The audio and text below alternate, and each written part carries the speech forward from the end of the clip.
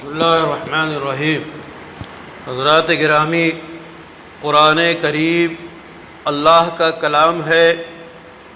قرآن کریم انسانیت کی فلاح و بہبود اور انسان کو انسان بنانے، رب کی مرضیات پر چلنے اور چلانے کا طریقہ بتانے کے لیے اتارا گیا۔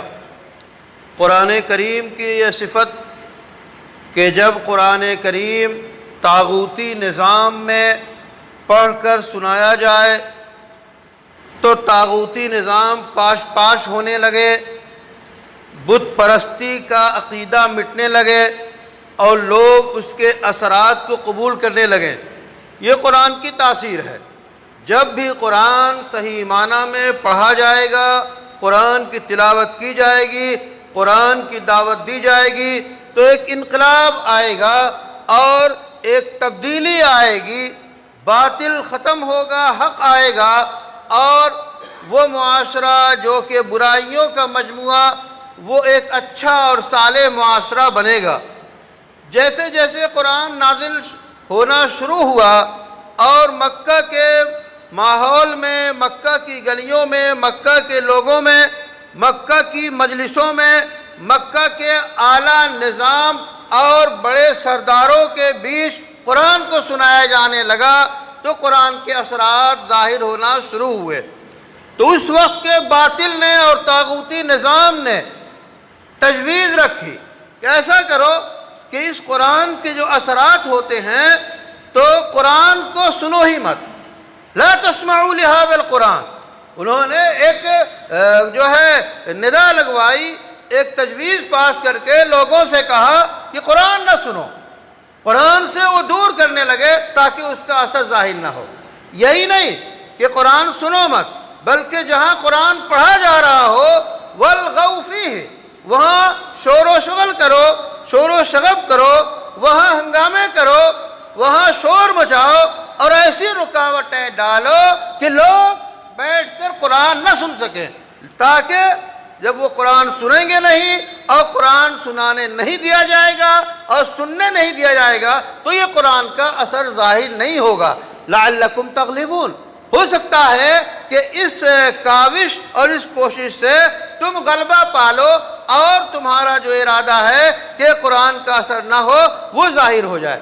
تو گویا یہ کاوش اولی دن سے رہی ہے کہ لوگوں کو قرآن سننے نہ دو اور جہاں قرآن پڑھا جائے، جہاں قرآن کی بات کی جائے وہاں شور ہنگامے کرو۔ آج کی دنیا بالکل اس فارمولے پہ آج بھی عمل کر رہی ہے۔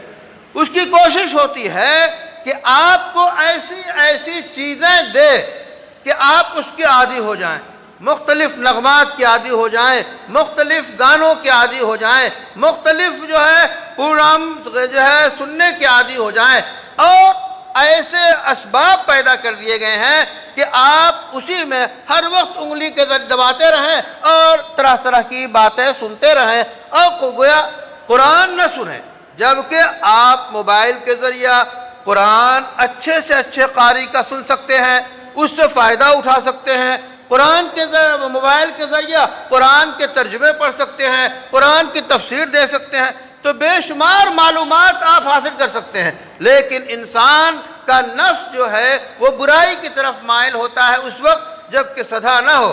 آج ایک موبائل یا اس کے ذریعہ بہت سی ایسی چیزیں ہم سن رہے ہیں کہ ہمارا معمول کیا تھا؟ پہلے ہم تلاوت کرتے تھے، فجر بعد گھروں سے قرآن پڑھنے کی آواز آتی تھی۔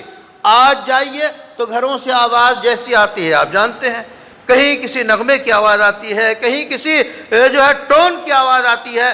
تو یہ ساری چیزیں باطل کی طرف سے آپ کے لیے رکھی گئی ہیں تاکہ آپ اپنے حق سے، اپنے ایمان سے، اپنی اچھی باتوں سے گویا مڑ جائیں، اور ایسی کاوشیں کی جا رہی ہیں کہ آپ قرآن سن نہ پائیں، اور اگر کہیں قرآن سنا جاتا ہے تو اس میں رکاوٹیں کھڑی کی جاتی ہیں۔ پوری دنیا میں کیسی کیسی رکاوٹیں کھڑی کی جا رہی ہیں آپ جانتے ہیں۔